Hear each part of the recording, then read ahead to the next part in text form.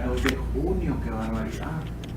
El tema que nos corresponde para hoy entonces es ¿La ley? la ley. Sí. La ley. Mi palabra es la ley, va a decir hermano. La Y ley. tu palabra es la ley. Sí, qué interesante, porque ¿cuál es el tema del curso completo, de este curso, de este semestre o de este trimestre?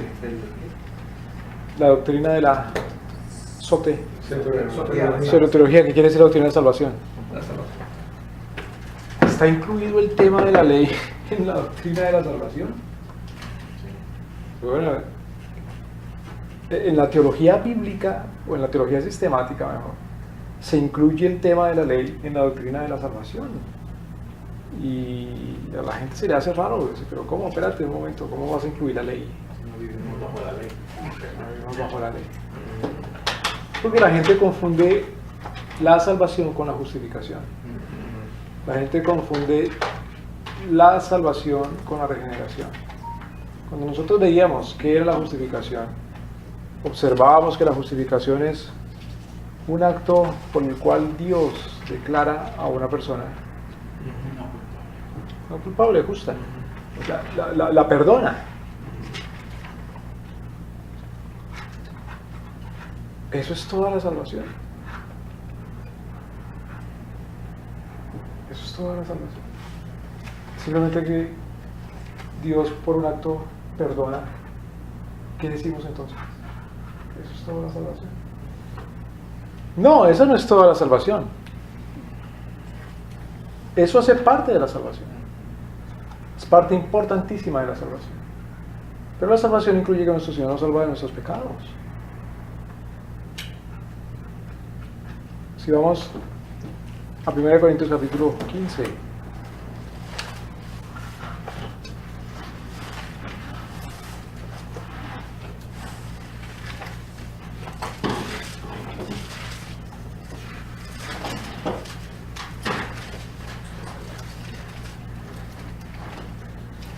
Primero de Corintios capítulo 15.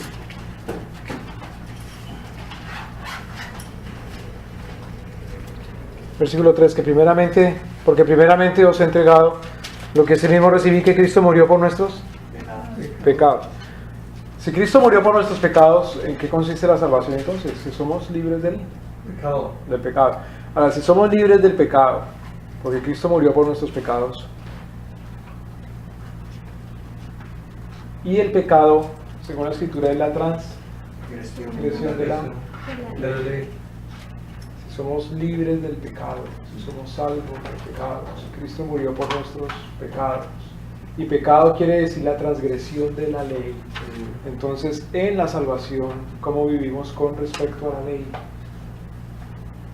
¿Sin ley? ¿O más bien incumplimiento de la ley?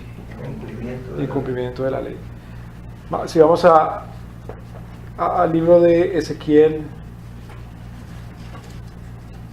capítulo 36.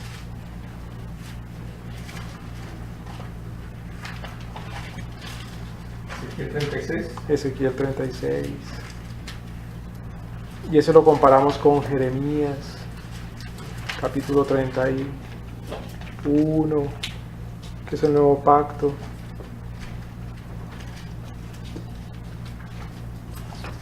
Ezequiel capítulo 36. Jeremías y Ezequiel predicaban prácticamente en la misma época. Mientras que Jeremías predicaba en Jerusalén, Ezequiel predicaba ¿en dónde? A los primeros que habían sido deportados desde Jerusalén, pero en Babilonia.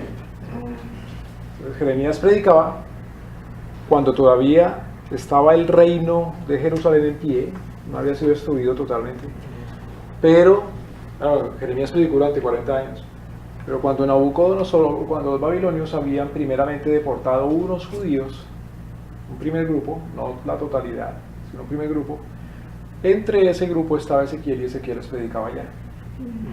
En Ezequiel capítulo 36 encontramos la promesa que el Señor le hace a los judíos que están en Babilonia.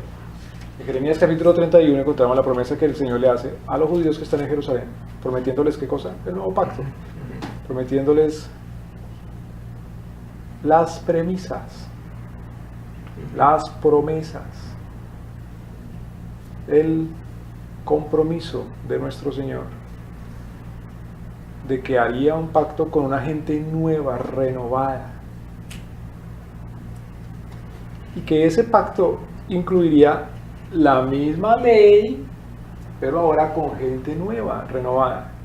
Entonces, a esa gente nueva, a esa gente renovada, a esa gente nacida de nuevo, a esa gente justificada, ¿qué les da el Señor con respecto a la ley, según el nuevo pacto?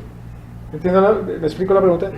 A esa gente renovada, a esa gente nacida de nuevo, a esa gente regenerada, ¿qué les da el Señor de la ley? Bueno, Ezequiel capítulo 36, versículo 26.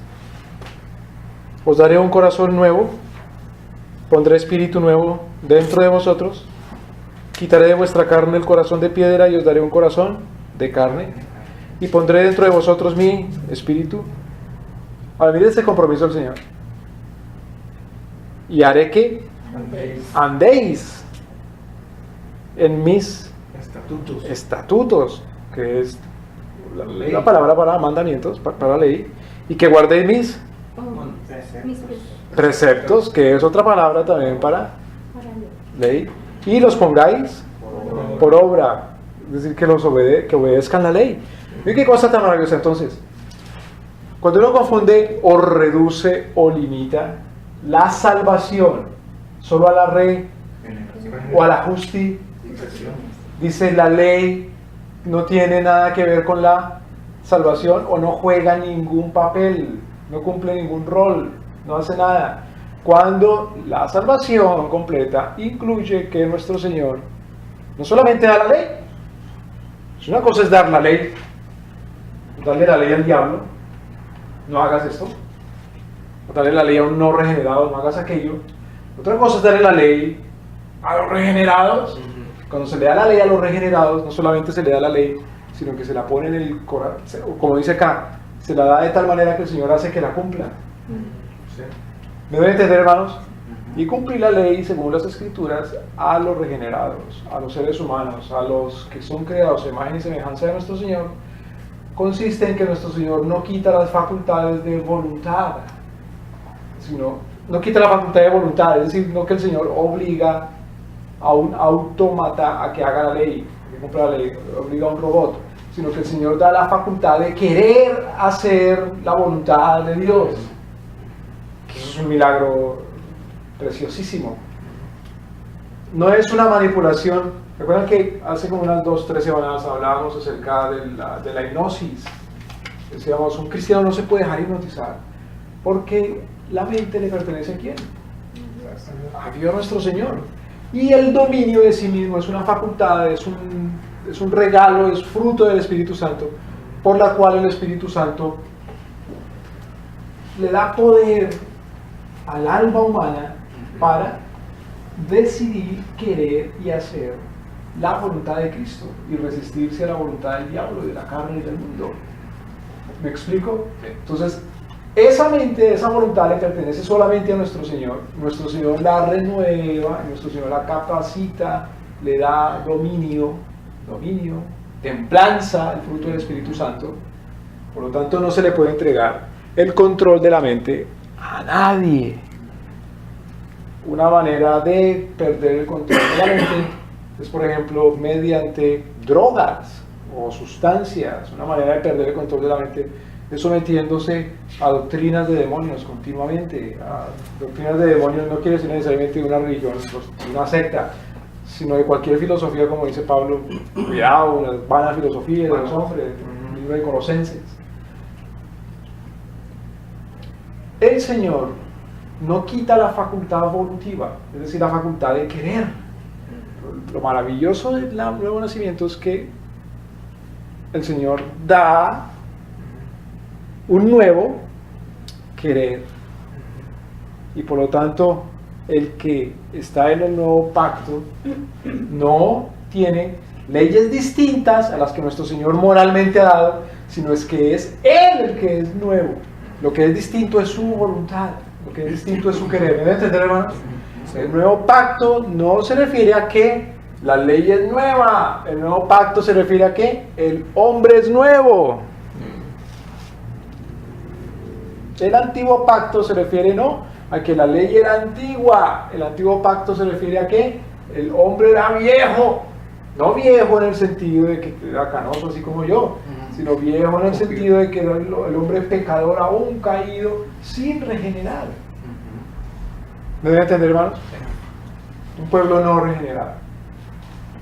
Entonces pondré dentro de vosotros mi espíritu y haré que andéis en mis mandamientos y guardéis mis decretos y los pongáis por obra. Bueno, ahora dijimos Jeremías capítulo 31. Entonces acordemos, Ezequiel predica a los que están exiliados. Y Jeremías predica a los que todavía no han sido deportados, exiliados, que eventualmente van a ser también deportados, eventualmente van a ser exiliados. Jeremías capítulo 31. Pero les predica el mismo pacto en estos dos capítulos. En realidad Jeremías y Ezequiel son libros paralelos. Capítulo 31, versículo... Mira el 31. He aquí que vienen días, dice Jehová, en los cuales haré un nuevo pacto con la casa de Jacob y la casa de Judá. No como el pacto que hice con sus padres el día que tomé su mano para sacarlos de Egipto, porque ellos invalidaron mi pacto. ¿En qué se diferencia? ¿En qué se va a diferenciar un pacto del otro? En que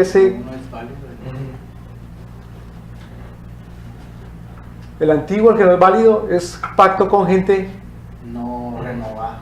No renovada. El nuevo es pactado con gente renovada. Versículo 33. Mas este es el pacto que haré con la casa.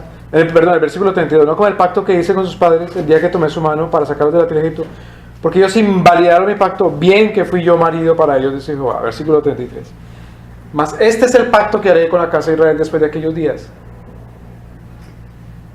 El nuevo pacto tiene algún punto, algún párrafo, algún inciso con respecto a la ley. Sigamos leyendo.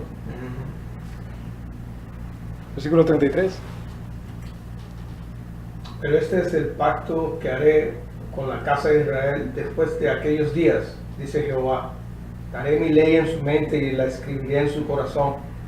Y yo seré a ellos por Dios y ellos me serán por pueblo. Entonces, ¿el nuevo pacto tiene algún párrafo o inciso con respecto a la ley? Ya leímos en Ezequiel Daré mi ley en su mente. que el Señor dice: haré que cumplan mis mandamientos, preceptos, haré que los cumplan, que los obedezcan, haré que los guarden. Aquí dice Jeremías: daré mi ley en sus mente, la escribiré en su corazón. Claro. Otra traducción dice entrañas en sus corazones, y seré su Dios y ellos serán mi pueblo. Mira el versículo 34. No enseñará más ninguno a su prójimo, ni ninguno a su hermano, diciendo: conoce a Jehová. Solamente Dios nos puede dar a conocer a Jehová. Uno por ahí da testimonio, predica o exhorta, pero es el Señor el que enseña la palabra, es el maestro, Él es el profeta.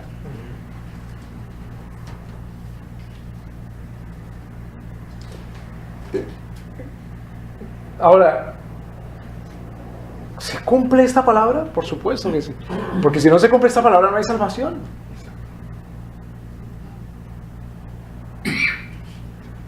¿Cuál es la confusión con respecto a la ley y el nuevo pacto? Si vamos a Hebreos ahora.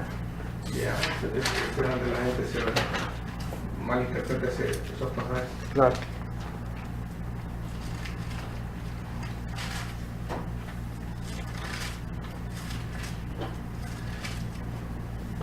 Hebreos capítulo 10.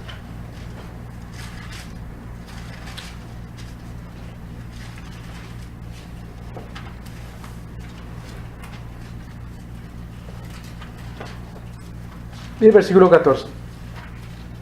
Hebreos 10, 14. Con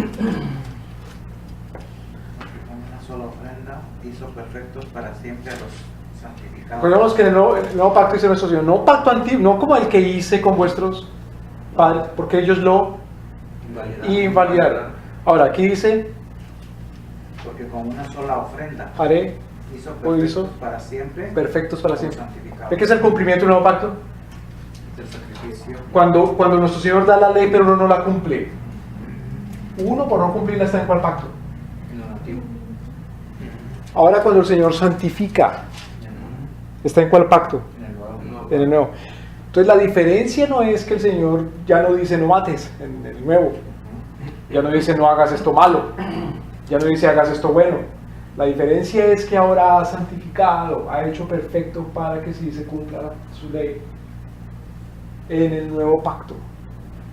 Entonces, el nuevo pacto contiene declaraciones, algún inciso, algún segmento con respecto a la ley. ¿El nuevo pacto?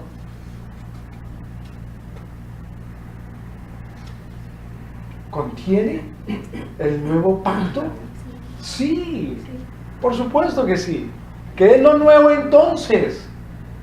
Que esa ley es ahora sí guardada y cumplida, porque en el nuevo pacto nuestro Señor ha renovado, ha santificado, ha perfeccionado, ha hecho de nuevo al hombre.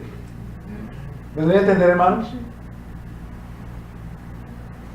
O sea que la cláusula ahí específica es el sacrificio de Cristo en la cruz. Claro, por el sacrificio de Cristo. Ese es o sea, que Exactamente.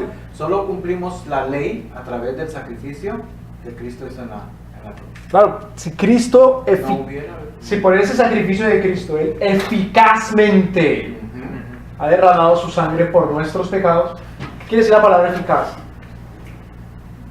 Efectiva. Claro, efectiva, que cumple su propósito, su trabajo, que no falla. Si eficazmente nuestro Señor ha pagado con su sangre nuestros pecados, pues estamos ¿en cuál pacto? En el nuevo pacto. En el nuevo pacto, porque hemos sido santificados, hemos sido hechos de nuevo. Versículo 12, pero este habiendo ofrecido por los pecados un solo sacrificio para siempre, se ha sentado a la diestra de Dios. Versículo 13, de aquí en adelante esperando hasta que sus enemigos sean puestos por estrado de sus pies. Porque con una sola ofrenda hizo perfectos para siempre a los santificados. ¿Qué hace Cristo sentado a la diestra de Dios? ¿Esperar qué cosa? Esperando hasta que sus enemigos sean puestos por estrado de sus pies. Pues aquí la cruz, la ascensión al cielo, la entronización, nuestro Señor sentado en el trono, ¿verdad? Sí. ¿Qué está haciendo nuestro Señor ahí sentado en esta era, en estos días? Esperando que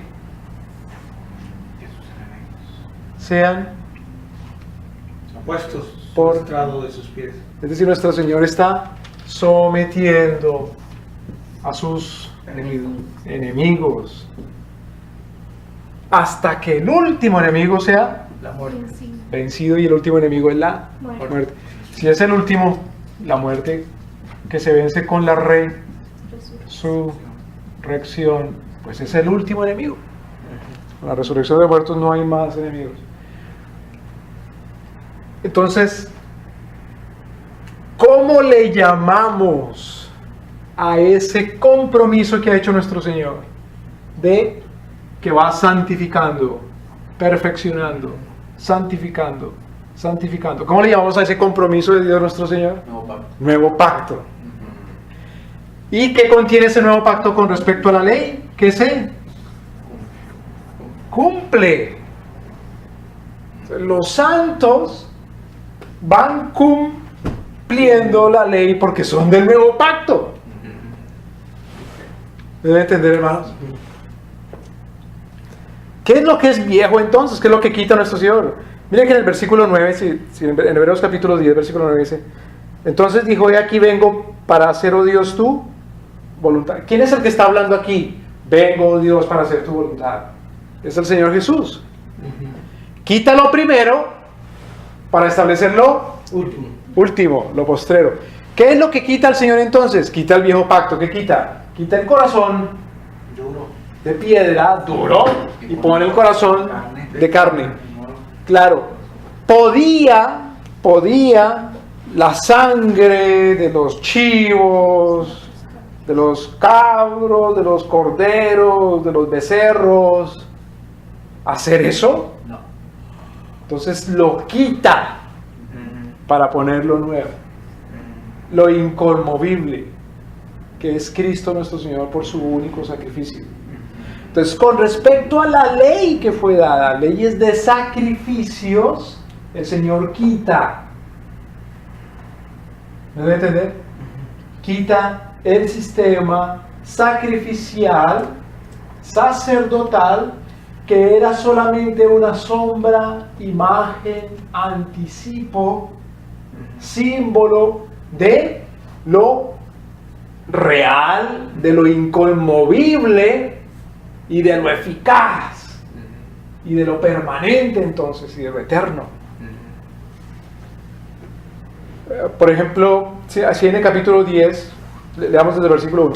Porque la ley, teniendo la sombra de los bienes venideros, no la imagen misma de las cosas, nunca puede por los mismos sacrificios que se ofrecen continuamente cada año hacer perfectos a los que se acercan. Cuando usa la palabra ley y luego especifica a qué se refiere aquí la palabra ley, específicamente cuál es el uso de la palabra ley acá en el versículo 1. Por los mismos sacrificios que se ofrecen continuamente cada año, no pueden hacer perfectos a los que se acercan por esos sacrificios. Los que se acercan con el sacrificio de Cristo son los perfectos. Ellos son aquellos en cuyos corazones nuestro Señor, que hizo de nuevo los corazones, escribe, graba su ley, y esos son los que nuestro Señor hace que cumplan sus mandamientos, porque los ha perfeccionado, los ha santificado. Lo que ha quitado nuestro Señor de la ley no es la ley como tal, sino una sombra que proveía la ley de las cosas reales que santifican al hombre. La cosa real que hizo nuevo al hombre como sacrificio, como pago por los pecados, es todo el proceso sacerdotal de Jesucristo. ¿Me explico, hermanos? Más o menos. Sí. Bueno, Sí. el Señor no quita la ley porque al contrario se la escribirá en su corazón. Pues ¿qué lleva uno en el corazón? No tendrás dioses ajenos delante de mí. No te harás imagen, no matarás, honrarás a padre. Eso lo traemos en el corazón. Claro. El apóstol Pablo dice, no le deba nada A nadie, sino solamente él, amaros los unos a los otros. Porque el que ama ha cumplido la ley. ¿Cuál es la ley? Dice Pablo, sigue ahí, Romanos capítulo 13, no cometerás adulterio, no robarás, no matarás. Eso le habla Pablo a los nacidos, a los regenerados, a los santificados, a la iglesia, a los nacidos de nuevo, a los que tienen la ley escrita en su corazón. Pero Pablo no les requiere y les dice, sigan sacrificando todos, cada 8 días, cada sábado y cada domingo. En el libro de Colosenses les dice las fiestas de luna, que nadie los juzgue por esas cosas, por fiestas de luna nueva, que por ayunos, que si es el sábado, que si es el domingo. Esas cosas no perfeccionan a nadie, sino Cristo nuestro Señor. Sin embargo, a esos mismos colosenses también les dice, maridos, amen a vuestras.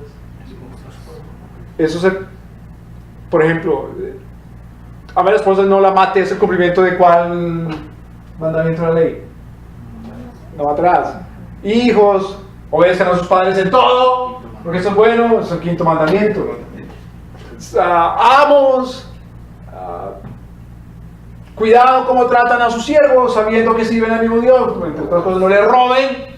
Esos ¿Cumplimiento de cuál mandamiento? El octavo, claro. No os mintáis los unos a los otros, cumpla el noveno, en fin. ¿Me doy a entender, hermanos? Pues nuestro Señor no hace un nuevo pacto con las nuevas leyes, sino que la ley le escribe en el corazón y la provisión que la ley ha dado de las cosas que se iban a quitar, que eran sombras, que eran símbolos, los sacrificios, los animales, las fiestas de luna nueva, los Shabbat, los sábados, en fin, eso es quitado, porque fue cumplido en Cristo nuestro Señor. Cristo cumple la ley para justificarnos y que nosotros vivamos según esa provisión ahora de Cristo, porque ha escrito su ley en nuestros corazones y nos la hace cumplir. El nuevo pacto, la promesa del nuevo pacto, la ley que cumple el mismo. Ya que, digamos, podríamos decir que Él no quitó la ley, sino que la hizo efectiva. Claro. Que funcionara. Claro. En ese sentido. Claro. Hizo que el hombre sea nacido de nuevo para eficazmente, por el poder del Espíritu Santo, cumplamos sus mandamientos. Es una cosa muy distinta a decir, creo que es la ley, ¿no? Vivimos en la gracia y esas bobadas que oye uno, son unas bobadas porque le quitan al hombre entonces vivir en obediencia. Y nuestro Señor dice en el nuevo pacto, hay que cumplan mis mandamientos.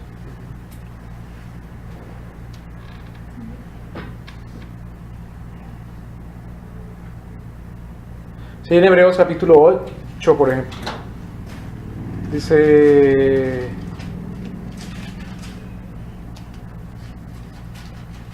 versículo 4, porque si Él estuviese sobre la tierra, ni siquiera sería sacerdote, habiendo aún sacerdotes que presentan ofrendas según la ley. Pero lo que es quitada es la provisión que la ley da de esas cosas que eran apenas sombras, anuncio, símbolo. ¿Me doy a entender, hermanos? Del sacrificio perfecto sacerdotal. En otras palabras, hermanos, las cosas rituales de la ley son las que son quitadas, no las cosas morales. Sí. El ritualismo, la religiosidad que ellos tenían, Claro, eso fue abolida. claro, Pero la ley sigue. claro. Porque incluso Cristo mismo lo dice. Yo no he venido a abrogar la ley, sino a cumplirla. Se me ha cumplido la ley, claro. Exacto. Cuando dice el versículo, ahí mismo en el capítulo 8 de Hebreos, versículo 6, pero ahora, perdón, el versículo 5, los cuales sirven de ejemplo, ¿quiénes? Los sacerdotes, y sombra de las cosas celestiales, como fue advertido. Cuando viene el nuevo pacto, hermanos, es como estar ya en el mediodía. Ya es quitada la sombra, ya está a la plenitud del rayo de sol. Ya estás, ¿cómo se llama en astronomía? El cenit. El cenit es el sol sobre la coronilla de la cabeza. No hay sombra. Fue quitada ya la sombra, está la plenitud. Cuando apenas salía, no que era oscuridad, pero salía la luz, había sombra. Los corderos.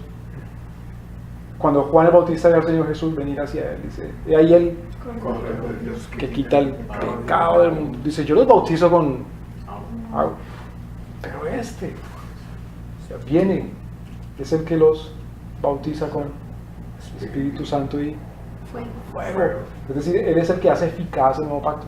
Yo pondré mi espíritu en sus corazones. Limpiaré sus pecados, no los cauterizaré sus pecados. Entonces el versículo 5 dice, son sombras de las cosas celestiales, como fue advertido por Dios a Moisés cuando estaba por comenzar el tabernáculo. Mira, dice, haz todas las cosas conforme al modelo que te ha sido mostrado en el monte, mas ahora tanto mejor ministerio es el suyo, el de quién, el de Cristo, por cuanto Él, Cristo, es el mediador de un mejor pacto. Mejor pacto, claro que ahora es eficaz. Mejor pacto que ha sido establecido con mejores promesas. En el capítulo 9, versículo 1. Perdóneme. Pero otra vez, mire cómo va citando Jeremías capítulo 31. Versículo 7, porque si aquel primer pacto hubiese sido sin falta, no se hubiera procurado lugar para el segundo. Pero ¿cuál era la falta del primer pacto? Versículo 9, no como el pacto que hice con sus padres el día que los tomé por la mano para sacarlos de la tierra de Egipto, porque ellos no permanecieron en mi pacto y yo los desentendí, o sea, los deseché. Versículo 10, porque este es el pacto que haré con la casa de Israel. Después de aquellos días, dice el Señor, pondré mis leyes en sus mentes y sobre sus corazones las escribiré. Y seré a ellos por Dios y serán mi pueblo. En el versículo 11, todos me conocerán desde el menor hasta el mayor. Versículo 12, porque seré propicio a sus injusticias y a sus pecados y a sus iniquidades no me acordaré más. Capítulo 9, ahora bien, el primer pacto tenía verdad, ordenanzas de servicio a Dios, un santuario terrenal, el tabernáculo, el candelero, la mesa, los panes, el santuario. Versículo 3, el lugar santísimo. Versículo 4, el incensario de oro, el arca del pacto, una urna de oro, en donde estaba el maná, la vara, ahí estaba metida las tablas. Versículo 5, sobre ella estaban los querubines, sobre la tapa que era el propiciatorio. Versículo 7, en la segunda parte solo el sumo sacerdote entraba una vez al año. Versículo 8, dando en esto a entender el Espíritu Santo que aún no estaba descubierto el camino al lugar santísimo en tanto que el primer tabernáculo estuviese todavía en pie. Versículo 9, que era figura. Fíjense que en el capítulo 8, versículo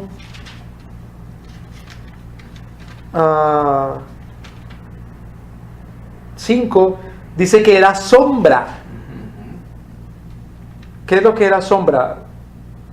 Pues esas provisiones de carácter ritual eran sombra. En el capítulo 9, versículo 8, usa la palabra figura o símbolo. Capítulo 8, versículo 9, lo cual era figura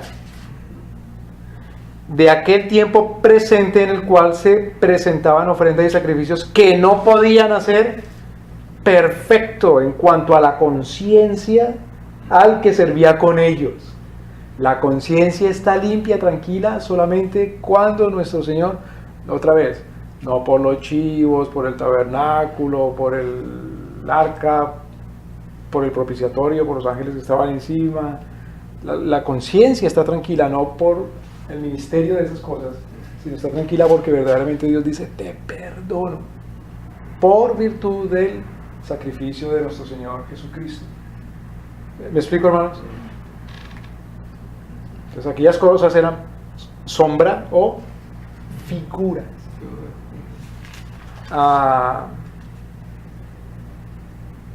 Ahora sí, en el versículo 14, ¿cuánto más la sangre de Cristo, el cual mediante el Espíritu Eterno se ofreció a sí mismo sin mancha a Dios, limpiará vuestras conciencias de obras muertas para que sirváis al Dios vivo? ¿Cómo servimos al Dios vivo? Cumpliendo la ley. Pero ¿qué voy a cumplir la ley si ya no tengo tabernáculo y ya no tengo...? Porque es la ley moral la que tienes que cumplir.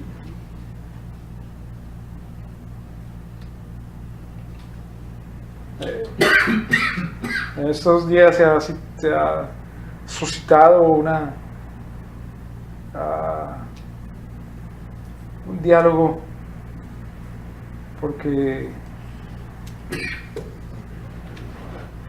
como si fuera provisión del pacto antiguo, los del nuevo pacto creen que no por el poder de Dios, no por el poder del Espíritu Santo, sino por la institucionalidad de la que llaman iglesia, es que pueden cumplir los mandamientos.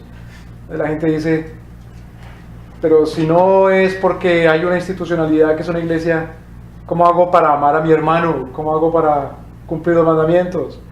¿Cómo hago para ser misericordioso? ¿Cómo hago para ejercer la disciplina de la iglesia? Es lo mismo que el apóstol aquí le escribe a los hebreos y les dice, para cumplir los mandamientos de Dios, para que sus conciencias estén limpias, para que estén limpios sus corazones, para que sirvan al Dios vivo, No necesitan el tabernáculo, ni el candelero, ni los panes, ni la mesa, ni el santuario, ni cumplir los calendarios de las lunas nuevas y de los días de reposo. No necesitan eso, porque están en un nuevo pacto. El Señor ha escrito su ley en sus corazones para que puedan ahora sí servir al Dios vivo. Es que si dijéramos que solo a través de estar dentro de la institución de la iglesia vamos a poder cumplir la ley, estaríamos invalidando el sacrificio de Cristo en la cruz. Y es el concepto equivocado de la iglesia, porque en cuanto es una persona renovada, es de la iglesia, es parte, es un ladrillo del edificio de la iglesia, es una columna de la iglesia, Piedra viva. es una piedra de la iglesia, es un sacerdote del templo del Señor, es un rey y es un profeta. ¿Cómo vas a decir que si ahora no estoy en no sé qué, no voy a ser rey, no voy a ser sacerdote y no puedo cumplir? Es porque estás confundiendo una reunión con la iglesia. Lo siento, yo insisto tanto, uno no va a la iglesia, ni entra a la casa de Dios, ni bienvenido a la casa del Señor. Uno es de la iglesia ya, porque es un creyente. Uno se reúne con gente. Y no es más reunión, la reunión con gente que la hacen en una casa, o que la hacen en un local, porque ahora los locales son feos donde la gente se reúne. O se la hacen en una catedral bellísima, como la hacían antes. No es más reunión para la gloria de Dios, porque la hacen en un lugar o en otro, o en un día, o en otro día, o por la mañana, o por la tarde, o porque la oficia un ministro, o porque están amigos, o están familiares, o porque hay 1000, o porque hay millones de personas ahí, o porque hay 2. ¿Me deben entender, hermanos? Es para servir al Dios vivo, es decir, para cumplir. Y para cumplir sus mandamientos es cumplir ¿qué? Trata al prójimo con amor, como quieres que el prójimo te trate a ti, y ama a Dios. Yo decía, no, pero es que yo estoy cumpliendo mandamientos, estoy aquí mirándole la nuca al que está parado ahí al frente, o sentado ahí al frente, y me reúno, ¿no? Eso no es una reunión, eso es asistir a una conferencia, y apenas le mira el pelo al que está al frente. Pero yo no hizo ninguna comunión, ni compañerismo, ni nada. ¿Me deben entender, hermanos? Sí. Porque sería volver nuevamente a los términos de las cosas movibles, de las cosas que eran apenas sombras, de las cosas que eran apenas figuras.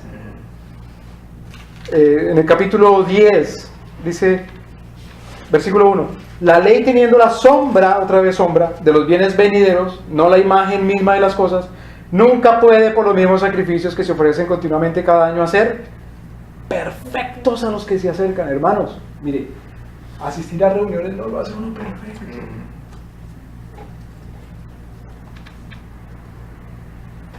No lo hace uno perfecto asistir a una reunión. Lo que lo hace uno perfecto es, primero que todo, que nuestro Señor haya santificado, perfeccionado, y que luego, guiado por el Espíritu Santo, sea enseñado y capacitado para serle fiel, con la asistencia permanente de ese mismo Espíritu Santo. Eso puede incluir juntarse con otros, o reunirse, o congregarse para motivarse al amor y a las buenas obras. Pues por supuesto que sí. Pero mire esto, el mandamiento no es congréguese o reúnase. El mandamiento es, no se deje de congregar como hacen los paganos, dice en el capítulo 12.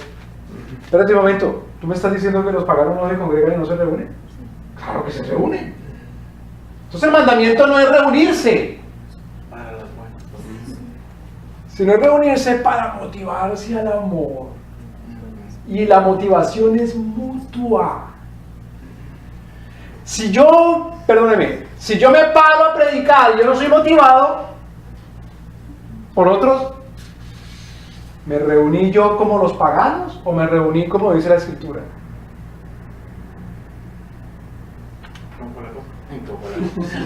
Me perdí el La Escritura dice, no deje de congregarse para motivarse al al amor y a las buenas obras. amor y a las buenas obras. Dice en el capítulo 12. Si me congrego, si me reúno, ¿ya cumplí entonces el mandamiento? No. No me he congregado, sino que me he arrejuntado. O me he arrimado. Y ni siquiera arrimado, o he hecho detrás o adelante de otro. ¿Me doy a entender, hermano? Ahora, si me he asociado para que en una sociedad eficaz cumplamos el amor y las buenas obras, entonces me acabo de congregar. ¿Sí me doy a entender? Es que no pelea en cuanto al concepto de juntarnos, digamos, de reunirnos como, no como iglesia, sino como cristianos, a motivarnos, o sea, entendiendo el concepto de iglesia, ¿ya? O sea, aquí hay una iglesia. Sí. Claro. ¿Ya? Sí. Si el hermano se va y se junta con su esposa y sus hijos allá, es una iglesia, o sea, es parte de la iglesia. Y cuando llegue a la casa, es la iglesia. por supuesto. ¿Ya? Entonces, no pelea, digamos, el concepto de tener la reunión, como dice usted, para motivarse a las buenas obras. Otra cosa diferente es el llegar a un edificio al cual le llamamos iglesia, Sí, sí. a reunirnos, porque vamos a celebrar el cumpleaños. Esa es otra cuestión diferente, o sea... O por lo menos si uno no va el domingo al edificio y le dicen, es que usted no se está congregando. Exactamente. Por eso que no está. Primero, usted duerme, se levanta, se acuesta, desayuna, almuerza y come conmigo, que sabe que yo no me junto, veo, oigo y me oyen a mí con otras personas para me animarme a la amor de las buenas obras, porque no me vive en una reunión de una institución un día. Los cristianos decían en el antiguo, la iglesia no se limita a una nación en particular. Porque había el concepto de decirnos que solamente esta nación es la iglesia. Hoy día la gente lo ha reducido más aún que la nación. Y dice, este grupo institucionalizado en esta ciudad y en esta localidad y en este barrio, ahí es donde está la iglesia. El domingo quiero que la gente esté en la iglesia. Ha reducido el concepto de iglesia. Los cristianos decían, porque pensaban que estaba muy reducido el concepto. La iglesia no se limita a una nación, imagínense, una nación son millones de personas. Entonces, aún la iglesia, hermanos, son los millones de personas en una nación y en las naciones. Porque cuando sale la congregación del pueblo de Dios, liberada de Egipto, el Señor la llama a la iglesia, el Señor la llama a la congregación, el Señor la llama al pueblo. Lo mismo que dice Pedro de la iglesia: sacerdocio santo, real sacerdocio, nación santa. Es lo mismo que le dice Moisés, el Señor a través de Moisés, al pueblo que ha salido. Lo que hace Pedro es recapitular, recitar otra vez lo que ha dicho Moisés. Vosotros sois santos, real sacerdocio, nación, santo. Claro, pueblo escogido. Claro. Los pastores lo han invitado hoy a reuniones. Claro, está mal. Está mal. Entonces dice, ¿usted a cuál iglesia pertenece? ¿Cómo que a cuál iglesia pertenece? Si la iglesia no limita a una nación, entonces ¿a cuál iglesia pertenece? Si dice que ustedes son real sacerdocio y nación santa, le dice a la iglesia, ¿cuál iglesia soy? Bueno, ¿que a cuál congregación? Otra vez, ¿cómo que a cuál congregación? Si la iglesia está congregada alrededor de Cristo. Ay, ¿que usted a cuál iglesia va? Pues a ninguna, yo no voy a ninguna nación, no voy a ningún pueblo, yo soy del pueblo. Lo que están preguntando es a cuál localidad, a cuál reunión asiste. Es una cosa diferente.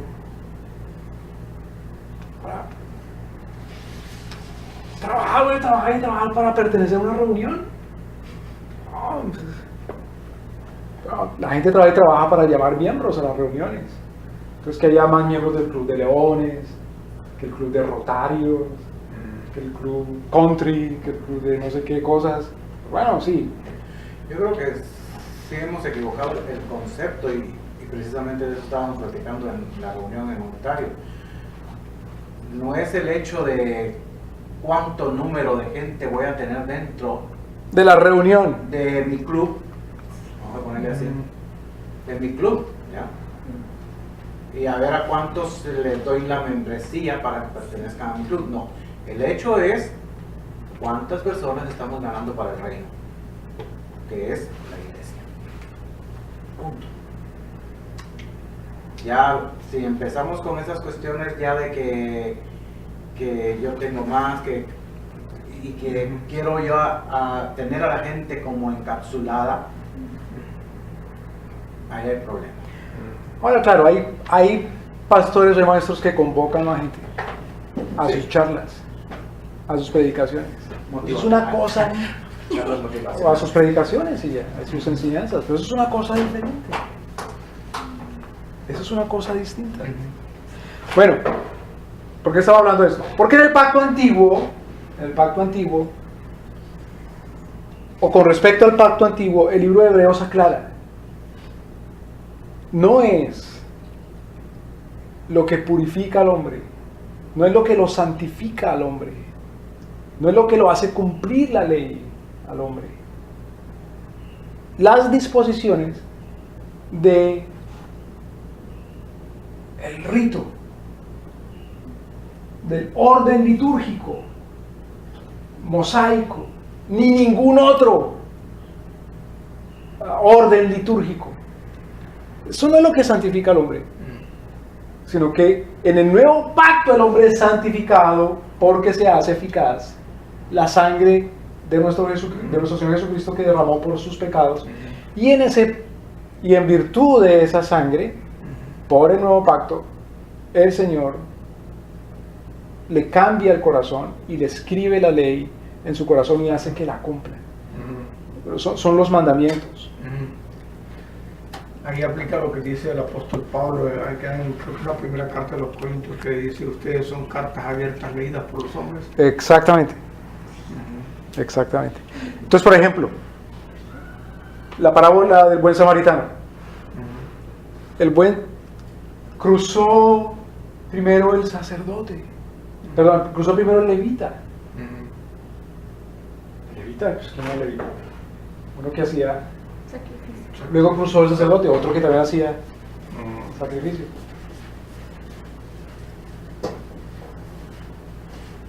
Y luego cruzó el samaritano. ¿Quién fue el que cumplió la ley? El samaritano. El samaritano.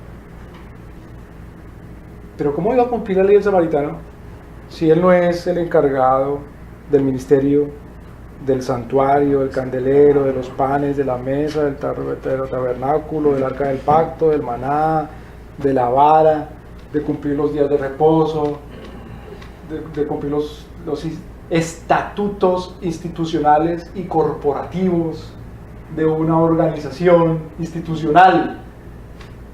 ¿Me voy a entender?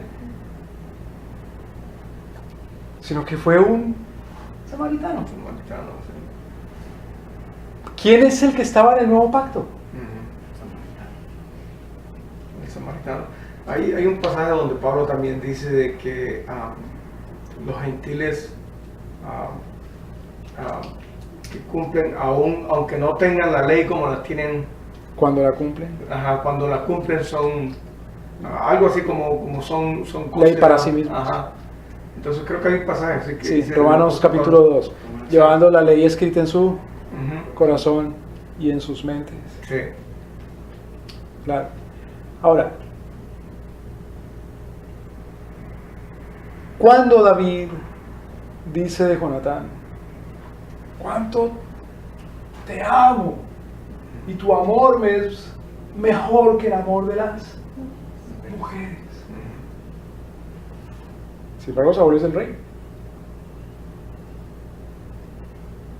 Y por poco Saúl mata de un lanzazo A David. a David. Y por poco también mata a Jonatán, Ujú. porque Jonatán era amigo de David. Ujú. ¿Quién es el que cumple el nuevo pacto? ¿David o Saúl? David. David. Dice, pero Saúl es el rey. Saúl es la autoridad. Saúl es el ungido de Dios. Sobre él fue que pusieron las manos. Bueno, sobre David también, pero ¿quién es el que cumple el nuevo pacto? Es David. David, mira. ¿Me debe entender, hermanos? Ujú. Ah, cuando Felipe es movido por el Espíritu y dice el Espíritu, ahora vete para allá, Cierto. y Felipe resulta en el mismo camino de un tal etíope, Qué opresión. y Felipe le dice, ¿qué es lo que lees? Isaías capítulo, Sí. en ese tiempo todavía no estaba dividido por capítulos, pero lo correspondiente al capítulo 53. Ujú. ¿Y si entiende lo que dice ahí? No entiendo. Espérate, ya vengo y llamo al pastor. Porque si yo no soy anciano. Y entonces como dice que los ancianos no se pueden dedicar a otras cosas para que se puedan dedicar a la enseñanza y la oración. Y yo no soy anciano. Entonces voy y se lo llamo. ¿Para dónde es que va? Para Etiopía. ¿Será que no me espera aquí unas 2 semanas mientras me devuelvo para Jerusalén y se los traigo? ¿Me voy a entender? Sí, sí. Yo no soy apóstol. Pero él enseña. ¿Por qué? Porque es profeta.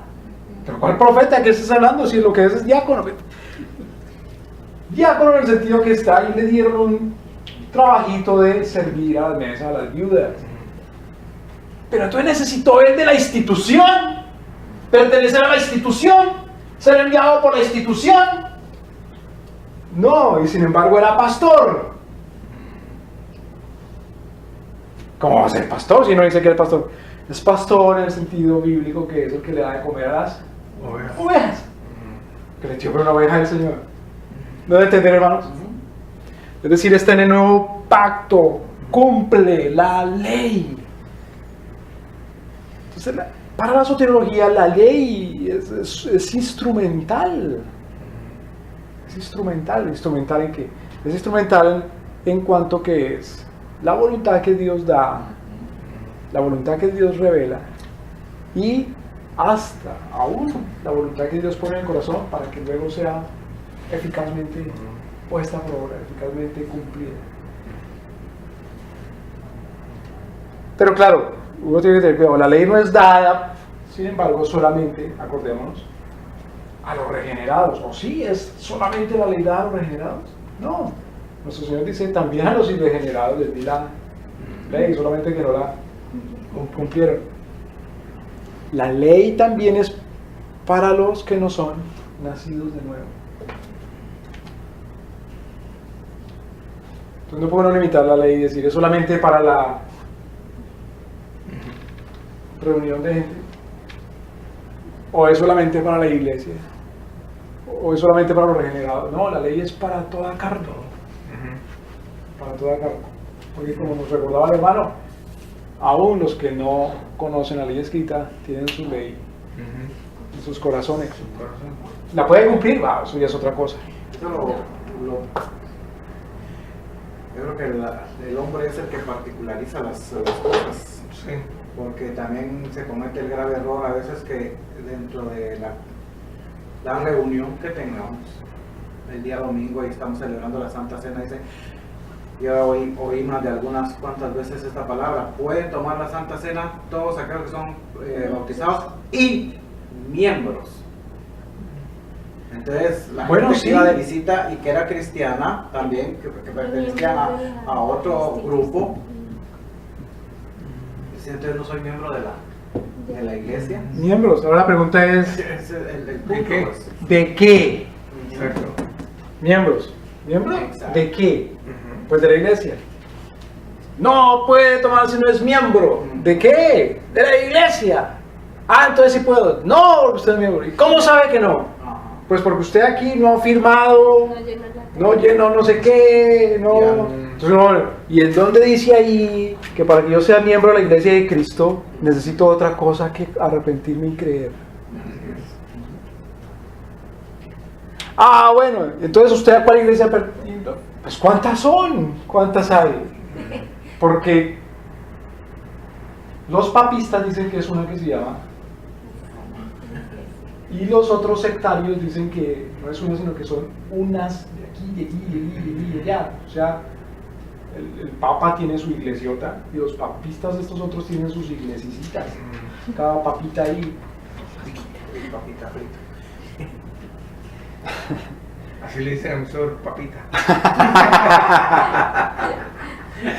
No estoy mintiendo. De verdad, así le dicen el papita. Acuérdense que en Efesios capítulo 4 el apóstol dice, porque los dos pueblos hizo Uno. uno solo, es la iglesia, es el pueblo. Ya. La definición de iglesia es el pueblo. Así es.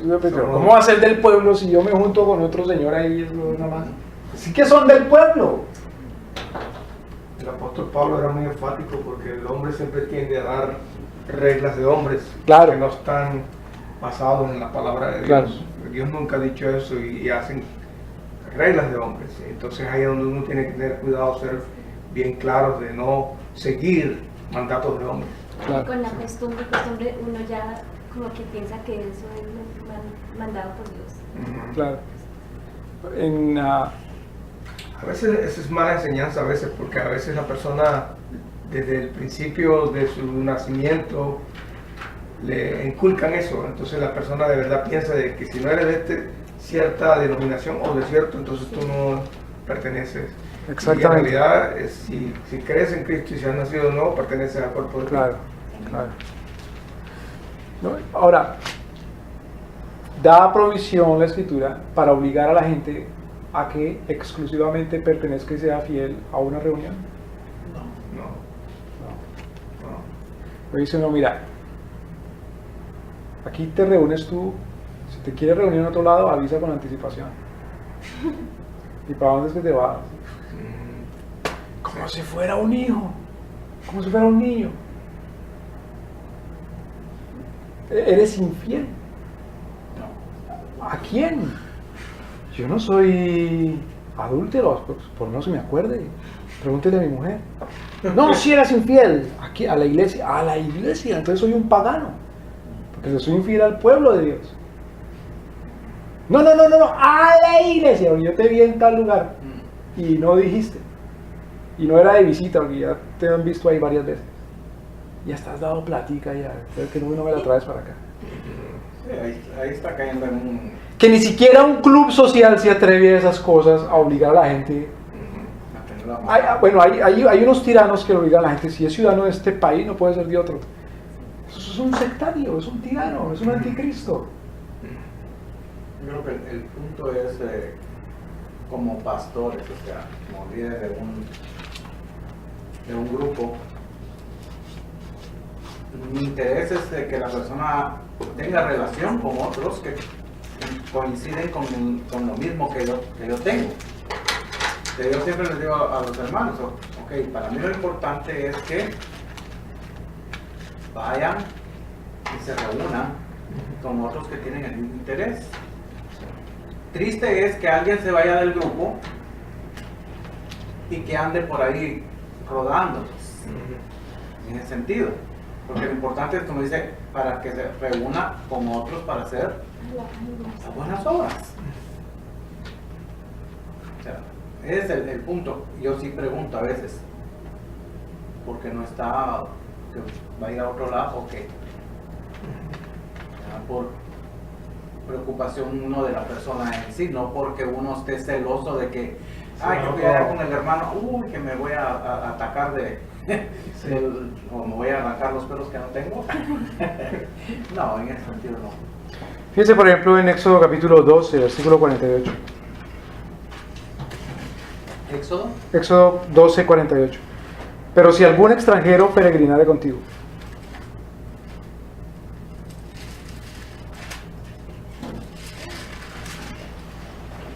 Pregunta, hermanos, ¿a qué corresponde la Pascua hoy día? Cuando nuestro Señor Jesucristo, que replantea la ley ritual, ¿verdad? La ley ritual es replanteada por el Señor Jesús. ¿A qué corresponde hoy día entonces la Pascua? Entonces la Pascua, perdón, la celebración de la comida pascual, que comían del chivo, ¿recuerdan? ¿Corresponde hoy día a qué rito? Ese rito corresponde hoy día a cuál rito. El sacrificio, ¿no? Claro, ¿y cuál rito se recuerda al sacrificio de Cristo? La Santa Cena. Claro, la cena, la comunión. Llaman la comunión o la cena o ¿cómo va a llamar?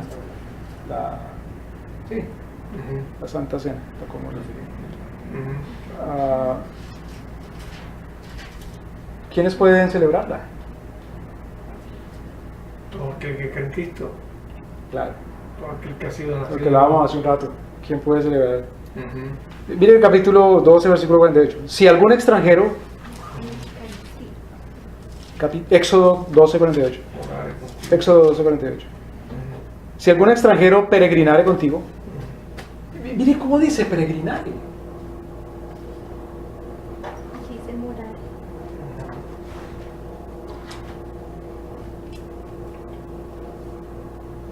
Si algún extranjero está viviendo en donde usted vive, morando, entonces la iglesia no está tanto en donde se junta, sino en donde ¿qué? En donde vive. ¿Me van a entender, hermanos? Cuando Pablo escribe a la iglesia que está en Roma, no le está diciendo a los que se reúnen en Roma, sino a los que viven en Roma. La iglesia está en donde la iglesia vive.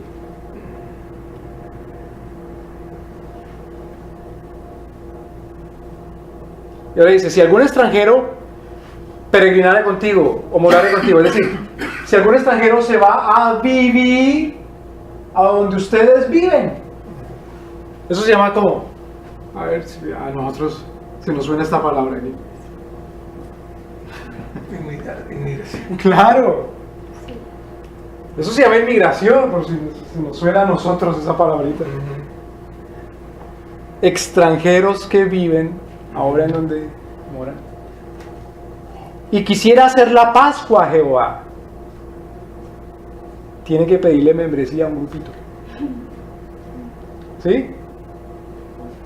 No.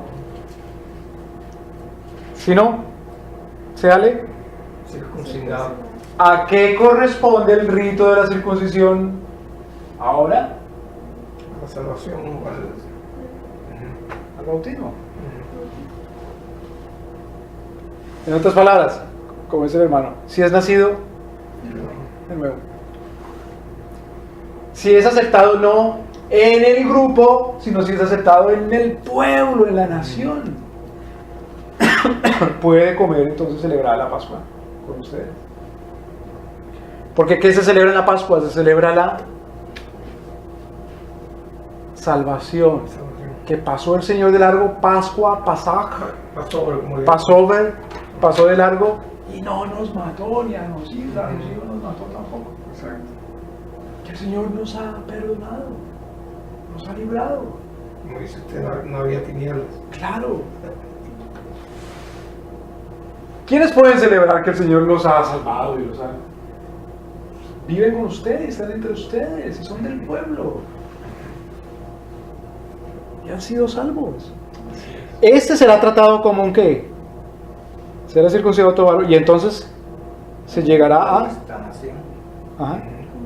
Y será tratado como un ciudadano, como un natural de la tierra.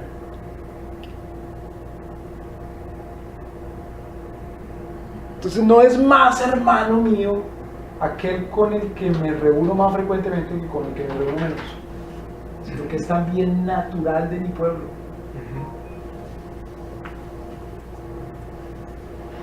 Como dicen los hermanos, somos del mismo rancho. Es natural de mi pueblo. Somos paisanos. El mismo rancho. Dicen los mexicanos somos Sí. del mismo rancho. Nos identificamos mutuamente. Somos del mismo grupo. La iglesia no se limita ni siquiera a una nación en particular. Exacto. En ese sentido, entonces, en la escritura los límites de las naciones existen para definir en dónde se cumple la ley de Dios. No para definir si los que viven aquí son ciudadanos y los que viven allá son ciudadanos de otro lado. Porque todo aquel que peregrina conmigo, que vive conmigo y ha sido salvado por nuestro Señor, es de mi misma nacionalidad, es de mi misma nación, es de mi misma ciudadanía. Cuando la nación recupere su identidad de cristiana y sea redimida por Cristo, sea regenerada, la nación identificará quiénes son los ciudadanos de la nación.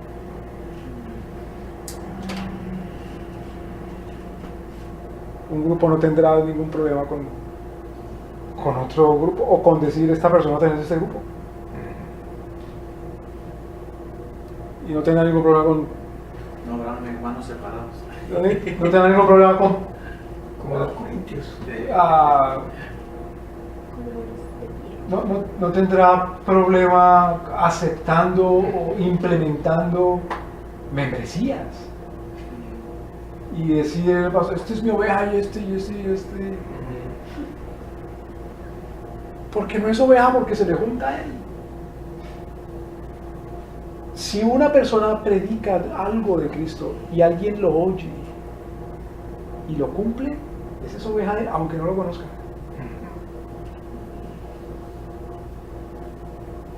Y el libro de Colosenses dice que se exhorten mutuamente con salmos y con cánticos.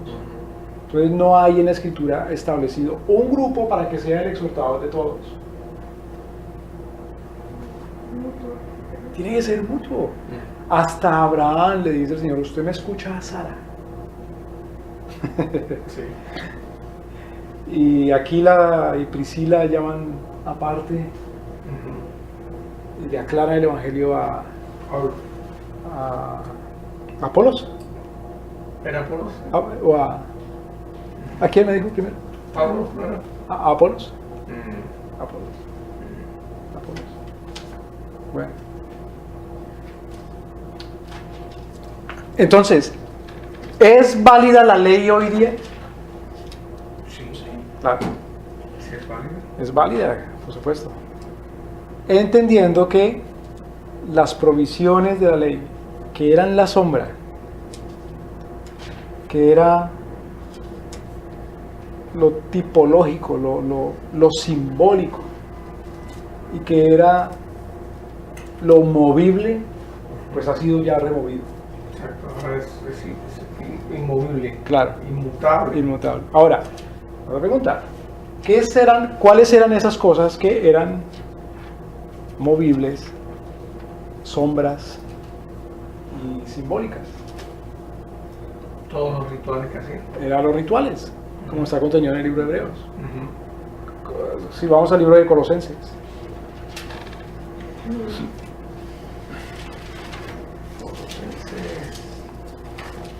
Capítulo Se me pasó eso y me estaba cabeceando. 3. Gracias a Dios. Sí, Hasta el café. cafecito, sí. 3, Capítulo 2, perdón. 2. Colosenses. Capítulo 2.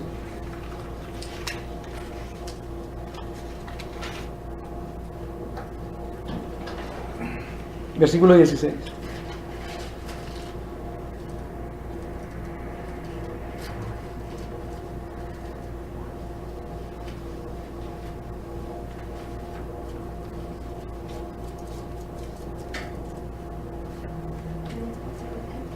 Alguien léalo, por favor. Por tanto. Por tanto, nadie os juzgue en comida o bebida, en cuantos días de fiesta, lunas nuevas o días de reposo. Todo lo cual es sombra de lo que ha de venir, pero el cuerpo es de Cristo. Nadie os prive de vuestro premio, afectando humildad y culto a los ángeles, entremetiéndose en lo que no ha visto, vanamente hinchado por su propia mente carnal. Bueno, entonces, ¿qué es lo que es quitado, removido? En este caso, por ejemplo, Como que sombra. las sombras corresponden, versículo 16, dice, las leyes en cuanto a la dieta, comida y bebida. ¿Esas leyes en cuanto a comida y bebida son de carácter moral? No, eran de carácter ritual. Ahora, que haya gente que le haga más daño el camarón, el cerdo, eso ya es otra cosa.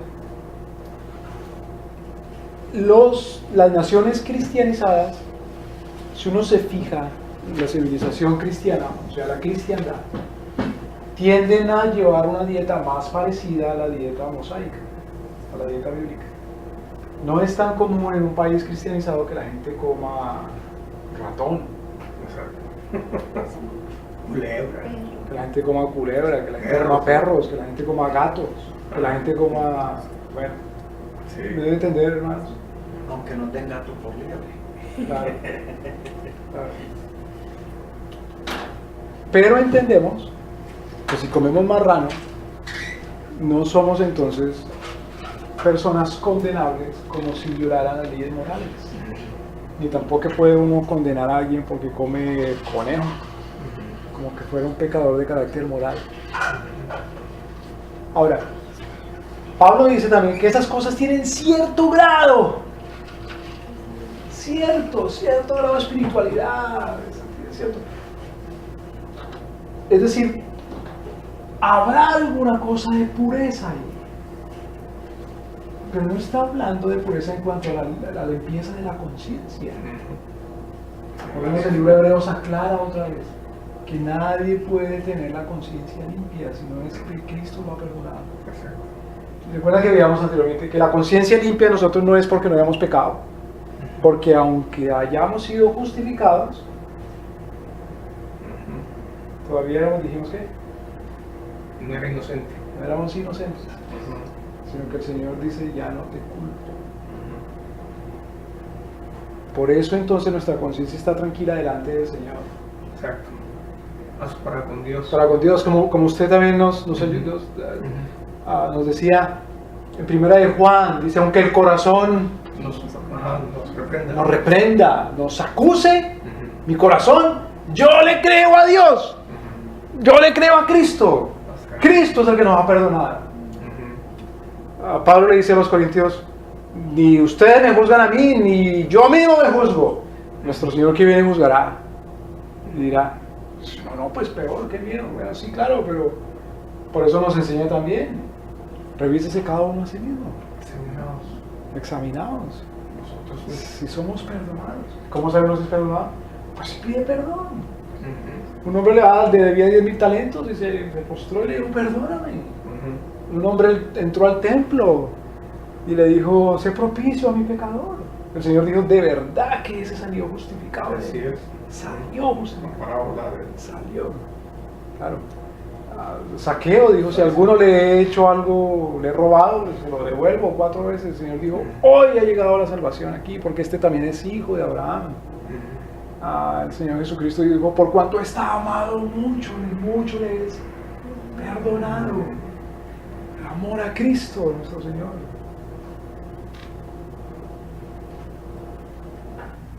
Entonces, ¿cuáles son esas cosas que son las sombras?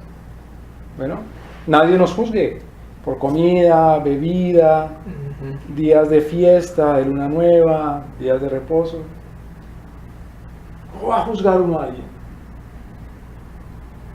Porque su día de reposo es el sábado, o si es el domingo, o si es el lunes, o si es el martes, o si es el miércoles, o si es el jueves, o si es el viernes.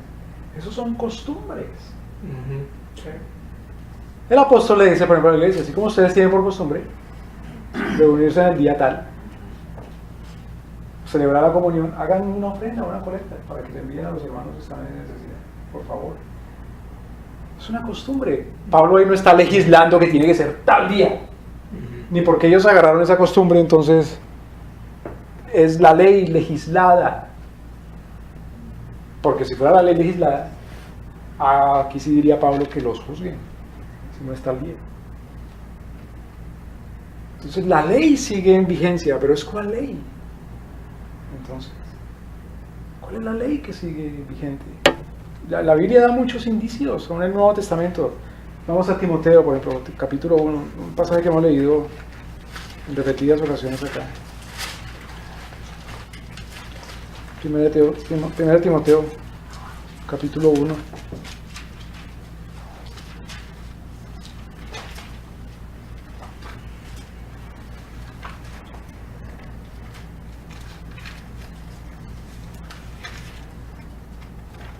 Versículo 8. Bueno, leamos el versículo 5 para tener en contexto. 1 Timoteo capítulo 1, versículo 5. Pues el fin del Propósito o el propósito del ¿de qué cosa? de este mandamiento. Este mandamiento es Es el amor nacido de corazón limpio. claro, porque el cumplimiento de la ley, o sea, el cumplimiento de los mandamientos es el amor, el amor nacido de corazón puro y de buena conciencia y de fe no fingida. Acordamos que el Señor Jesucristo le decía a los fariseos, tan cumplidores de la ley, pero se olvidaron de lo más importante, que es la justicia, la misericordia y la fe, la fidelidad. Entonces aquí igual, el fin de la ley, del mandamiento es el amor de corazón puro, de buena conciencia, de fe no fingido, la misericordia, la fe, la justicia. De lo cual desviándose algunos se apartaron a vanas palabrerías. Fíjense que no dice Pablo, se apartaron de las reuniones oficiales. Porque cuando uno oye a los cristianos que dicen, el hermano tal se apartó, ¿a qué se está refiriendo? ¿A que se volvió injusto, malo, infiel? No, están hablando de que no volvió a las reuniones. Pero la Biblia lo que dice es que no se aparte del amor puro, de corazón puro y de buena conciencia y de fe no fingida. Imagínense, ¿cómo trataríamos entonces a Juan el Bautista? Ese sí era un apartado. Reapartado era ese Bautista. Apartadísimo. Y sin embargo venía gente a oírlo. Pero era reapartado. Más que el llanero solitario. Voz que clama en el desierto. Una voz que clama en el desierto. Elías. Sí. Las apartadas de Moisés que... Claro, porque la gente se asusta hoy, es un escándalo, se apartó. Dice uno, wow, se apartó. 40 días y 40 noches. Se apartó, debe ser. ¿Qué se robó? ¿Qué mató? ¿A quién violó? ¿Cuáles son sus fornicaciones? ¿Cuáles son sus engaños? Dice que se apartó. Tan importante uno, ¿no? Se aparta de nosotros. Dice, de lo cual desviándose algunos se apartaron a vanas palabrerías. Versículo 7. Queriendo ser doctores de la ley, sin entender ni lo que hablan ni lo que afirman. Claro, uno pretende ser doctor de la ley cuando dice más de lo que la ley es, o cuando dice menos de lo que la ley es. Ahora, ¿qué es la ley entonces? ¿Qué es la ley de Cristo? La ley que hay que cumplir. Versículo 8. Pero sabemos que la ley es buena si uno la usa legítimamente. Entonces, primero, la ley es buena.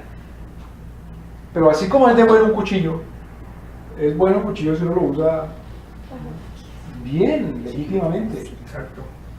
Así como es de bueno el vino, y hasta hay un dicho así, es más bueno que el vino. Sí. El vino es bueno si uno lo usa Legítimo. Claro, porque el obispo Tito nos enseña que para los malos todo es malo. En cambio para los buenos todo es bueno, si es que se usa legítimamente. malos, como los cretenses, malas bestias, esos borrachos y perezosos. Todo es malo. Uy, todo es malo. Uy, todo es malo. Uy, no, uy, todo es malo. Pero para los nacidos de nuevo, todo es bueno porque ven las cosas según Dios las ve. Dios dice que esto es para esto y para esto y para esto y para esto. Y se usa así y así y así, en esta dimensión, en esta cantidad, en esta circunstancia, en este tiempo, en este lugar.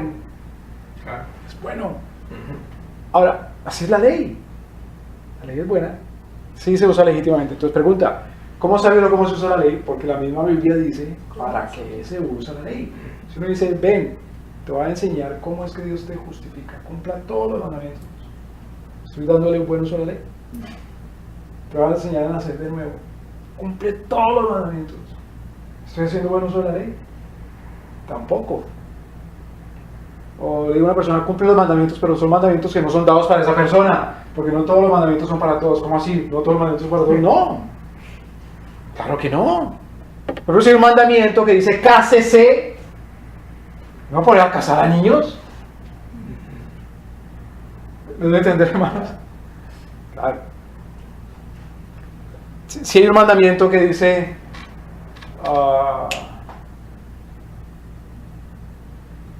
la paga de tal pecado es la muerte, entonces voy a salir yo a matar y sin juicio ni nada.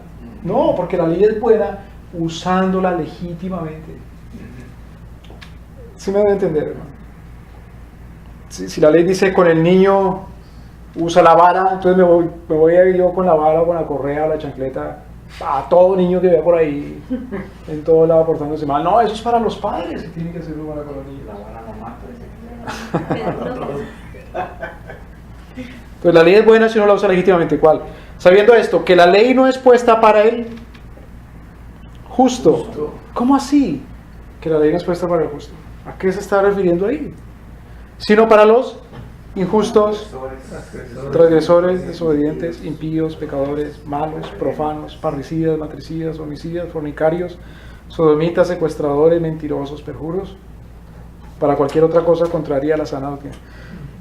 Se está refiriendo aquí a ese aspecto de la ley que es condenatorio, punitivo, claro, ese aspecto condenatorio, punitivo de la ley.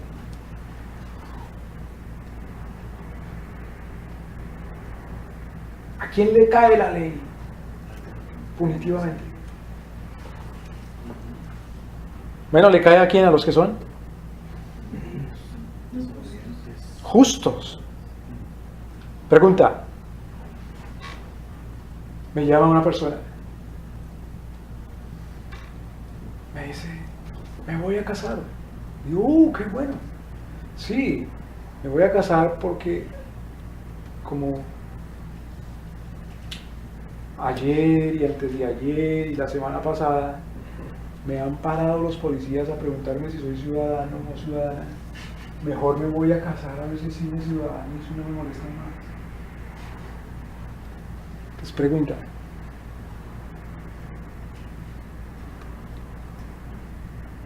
¿Puede la ley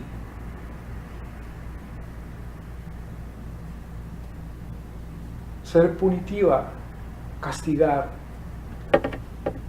a alguien justo?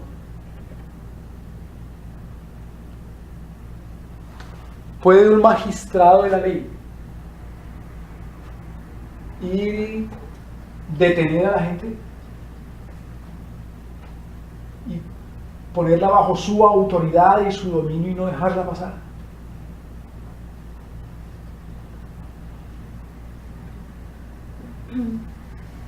Si a mí me dan una estrellita en el pecho y dice Marshall o algo así, entonces puedo salir yo con la autoridad de parar al que a mí se me da la gana.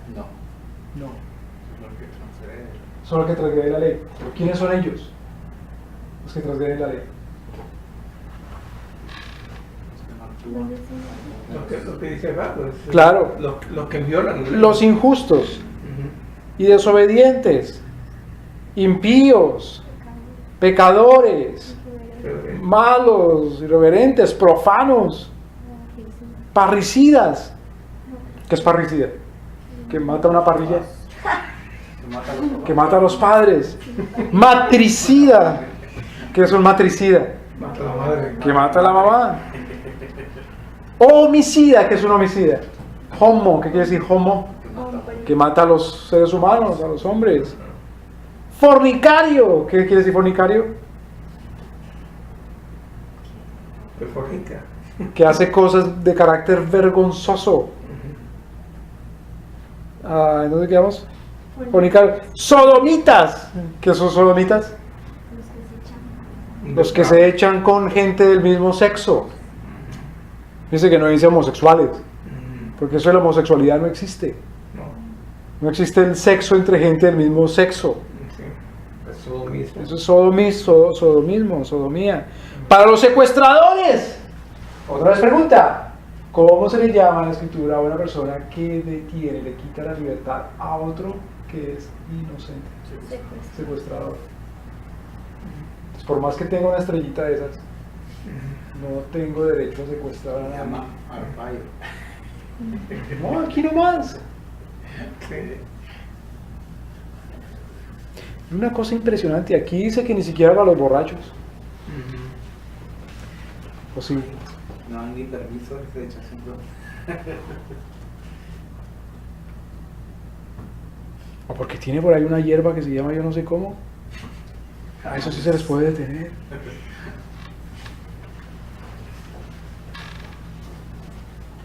Secuestradores, mentirosos y perjuros. Y para cualquier otra cosa contraria a la... ¿A la qué? Aquí dice sana doctrina, ¿no? Sana doctrina. Ley no es lo que dice cualquier hombre, Hombre. sino que es contrario a la Sana. Sana doctrina. sana doctrina. Todo lo que es contrario a la sana doctrina es Ujú. ilegal, es un crimen. Todo lo contrario a la sana doctrina es un crimen. Es un pecado. Ya la escritura dice cuál es el tipo de castigo por ese pecado. No es el mismo castigo por todos los pecados. Ni la gente tiene derecho a castigar por todos los pecados. Solamente Dios tiene derecho a castigar por todos los pecados. ¿Tiene uno derecho a castigar a alguien porque no cree en la Santísima Trinidad?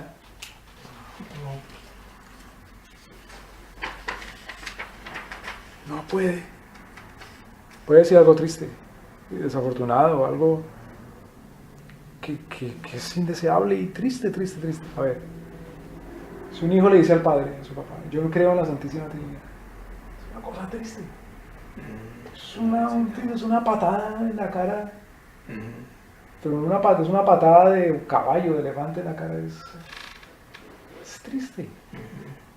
Puede el padre decirle, le va a quitar la cabeza, Azotar. o lo voy a azotar, o lo voy a dejar sin comer hoy, o lo voy a echar de la casa.